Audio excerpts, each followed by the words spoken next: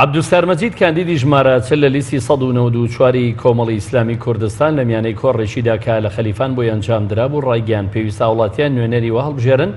کەوا کێشەی هاوڵاتیان چارەسەر بکات و تاوەکو داهاتی وڵات بکەوێتە دەستێکی ئەمین.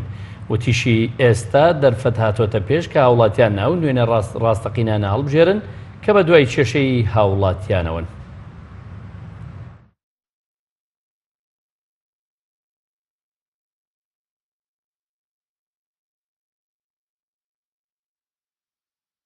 بەڕاستی دەبێت نوێنەری وا هەڵبژێرین کاربەدەستی وامان هەبێ کە کێشەمان چارەسەر بکات بە دوای گرفتی یەکێکەماندا بڕوە خەمی هەبێ دڵسۆز بێت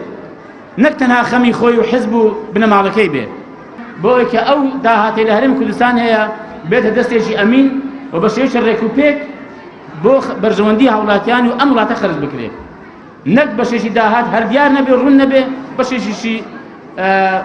بە ئیرادە و بە هەواڵ ئارەزووی بەرپرسێک دوو پەرپرس خەرج بکرد یا حزبێک